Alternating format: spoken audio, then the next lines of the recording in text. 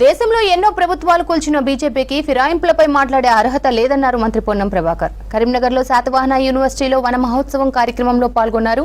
BJP కూల్చిన ప్రభుత్వాల్లో ఎంతమంది ఎమ్మెల్యేలు రాజీనామా చేశారో చెప్పాలని ప్రశ్నించారు. కాంగ్రెస్ ప్రభుత్వాన్ని కూల్చుతామంటే చూస్తూ ఊరుకోవాలా అని మండిపడ్డారు. ప్రభుత్వ సుస్థిరత కోసమే చేరికలు జరుగుతున్నాయన్నారు. బండి సంజయ్, కేటీఆర్ తీరు చూస్తుంటే దయ్యాలు వేదాలు వల్లిస్తున్నట్లు ఉందని కామెంట్ చేశారు. కులగణనపై 2 రోజుల్లో నిర్ణయం తీసుకుంటామన్నారు మంత్రి పొన్నం.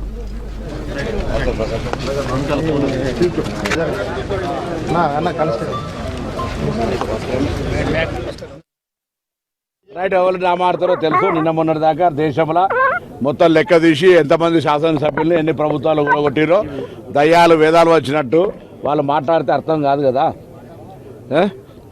సో ఇవన్నీ తెలుసు. దాని గురించి మనం మాట్లాడి ఎవరిని రాజకీయంగా విమర్శ చేయమనుకుంటేనే మళ్ళీ డ్రామాలు ఆడుతున్నాయని చెప్తుంటే దానికి వక్ర బుద్ధి అనేది మైండ్లకే పోవాల్సిందిగా కోరుతా ఉన్నా.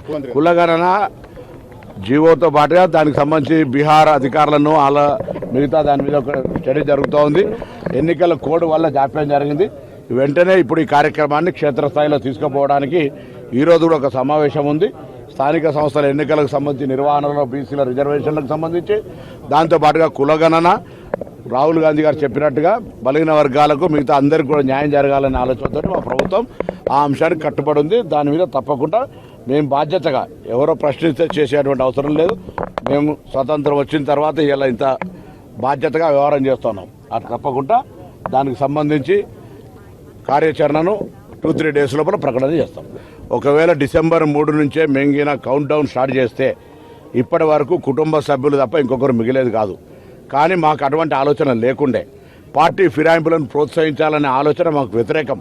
కానీ రాజనీతిలో భాగంగా బీజేపీ టీఆర్ఎస్ కలిపి మీరే ప్రత్యక్ష సాక్షులు, ప్రజలు ప్రత్యక్ష సాక్షులు.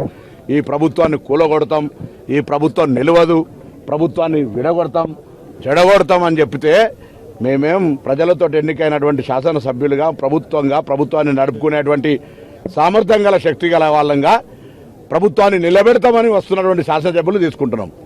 నీతి తప్పలేం, నీతి మీరు తప్పిర్రు. ప్రజలతో ఎన్నికైన ప్రభుత్వాన్ని కూలగొడతానది మీరు, ప్రభుత్వం నిలవదని చెప్పింది మీరు, ప్రభుత్వాన్ని కాపాడతామని వస్తున్న శాసనసభ్యులు వాళ్ళు.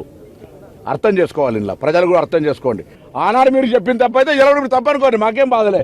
కానీ మా ప్రభుత్వం ఎటువంటి ప్రలోభాలు లేకుండా ప్రభుత్వాన్ని నిలబెట్టాలి. ఈ ప్రభుత్వం ప్రజాస్వామికంగా ఎన్నికైంది, ప్రజాపాలన జరుగుతోంది. గతంలో మంత్రులు ఎమ్మెల్యేలు కూడా కలిసే అవకాశం లేకుండా నేతృత్వంగా నడిచింది. ఇవాళ ప్రజాస్వామిక ప్రభుత్వం నడుస్తుంది. ప్రజలు కూడా మంత్రుల్ని కలవగలిగే, ముఖ్యమంత్రిని కలవగలిగే, అధికారులను కలవగలిగే, విన్నవించుకునే విధంగా ఒక వ్యవస్థ నడుస్తూ ఉన్నప్పుడు ఆ శాసనసభ్యులు గెలిచిన తర్వాత కూడా పోయి కలిస్తే కలవలేనటువంటి పరిస్థితుల్లో అవమానం ఎదుర్కొ